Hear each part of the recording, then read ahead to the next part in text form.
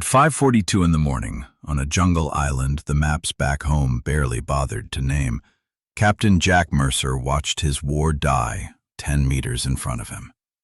The P-47 Thunderbolt that had carried him through 43 missions came in sideways on one good wheel and half a wing, throwing sparks across the pierced steel planking. The right wing was torn open to the spar. Fuel streamed from the left like blood. The propeller chewed once into the runway, bent, and tore itself apart. The fighter skidded, lurched, and finally collapsed in a shower of dust and metal 20 yards from the ambulance line. Ground crew ran. Medics ran.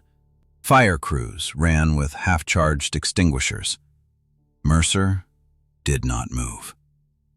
He watched from the edge of the strip with his helmet under his arm, while the aircraft that had made his name shuddered and went still.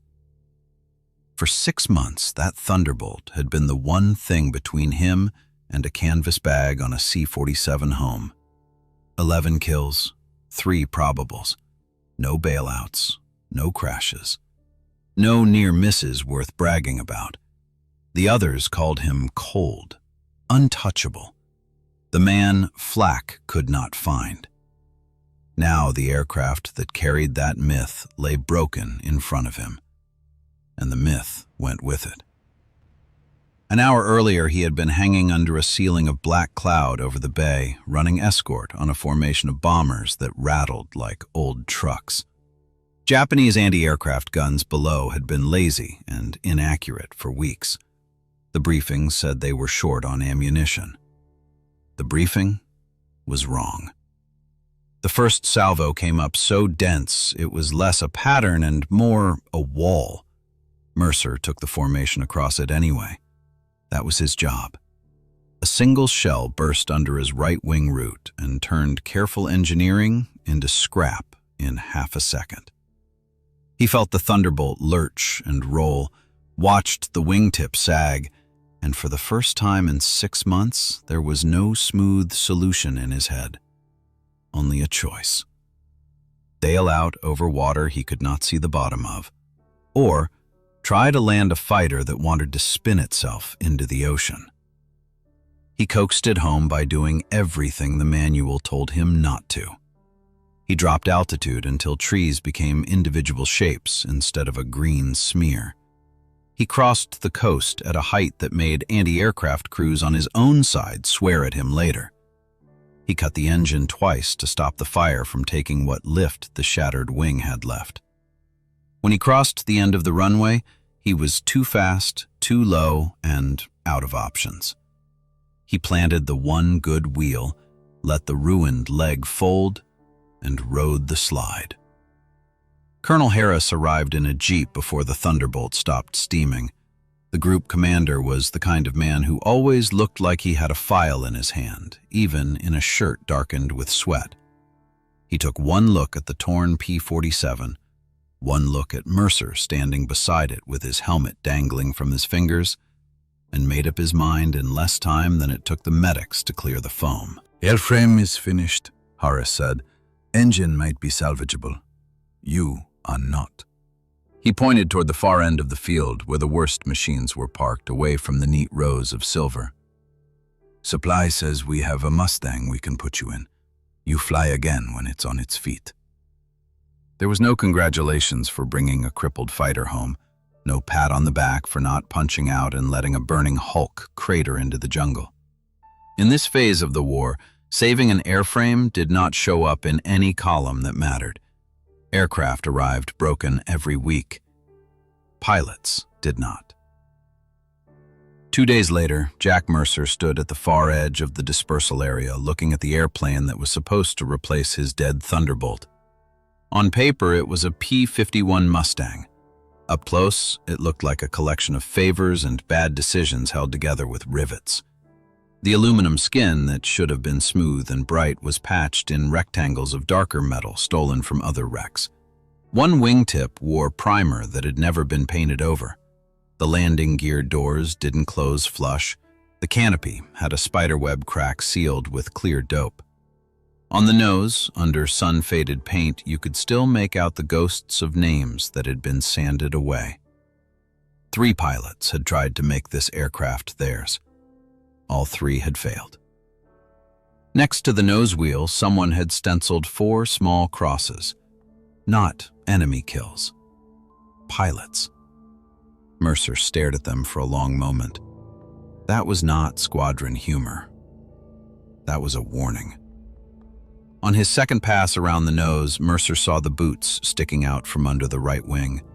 They were old and heavily scuffed, soles worn almost smooth, stained dark from spilled oil. A wrench clanked.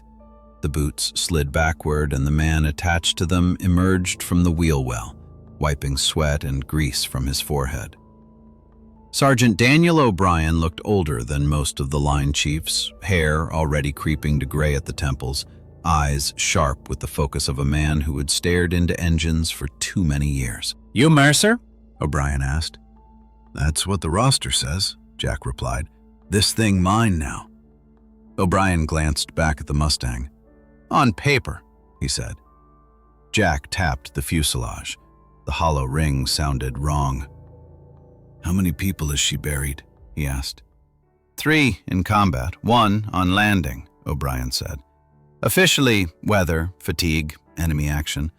Unofficially, she never quite does what she's told when it matters." "What's wrong with her?" Mercer asked. O'Brien didn't hesitate. "Aileron lag, 2 inches of dead space, left wing drop under G, gear timing, oil creep at full throttle, radio shorts in rain, and command won't let me fix it the way it needs fixing." "You can fix it," Mercer said. "Yes," O'Brien said, "if I break the rules." "And if you don't?" "Then one day you'll shove the stick over and the wing will think about it for a heartbeat. In that heartbeat, the other man will kill you." Mercer looked at the 4 crosses. "You break the rules," he said. "All of them." O'Brien studied him, then nodded. That night, long after the field went quiet, the Mustang sat with its panels open under hooded lamps. Cables came out.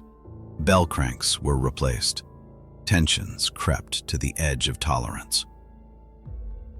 "Factory builds for cowards," O'Brien said quietly.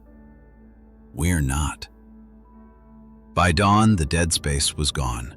The stick moved. The wings answered. At 9:10 the next morning, Mercer's name went up on the board. Mustang 278, test hop, 30 minutes. The Merlin caught on the second blade. The aircraft leapt forward. At altitude, Mercer rolled. No lag, no hesitation, just movement. When the bandits appeared, he did not wait. The first Frank died on the bounce. The second tried to turn inside him. It failed. 2 kills in under a minute. The cursed Mustang came home clean, and the rules quietly began to change. Weeks later, a technical bulletin arrived. Revised control cable tensions for P-51D, effective immediately.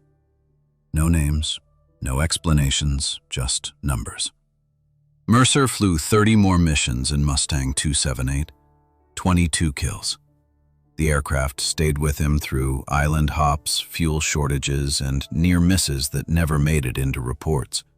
O'Brien transferred out quietly after the war. No ceremony, no commendation, no footnote big enough to matter. Mercer stayed in, climbed ranks, and eventually retired. He kept 1 photograph on his desk, a patched Mustang, 4 small crosses under the nose, no caption. In official histories, the P-51 control refinement gets a paragraph. Improved roll response, better survivability, lives saved. The names Jack Mercer and Daniel O'Brien appear only in supporting documents, if at all. But every Mustang pilot after 1944 who rolled inside an enemy fighter and lived felt the difference. Every gun camera that showed impossible angles owed it to a decision made far from any factory floor. Wars are not changed only by generals or machines built to specification. Sometimes they turn because a pilot trusted a mechanic, and a mechanic ignored a book, and a machine answered before hesitation could kill them. And somewhere between the numbers on a chart and the wreckage in the water, the rules quietly changed.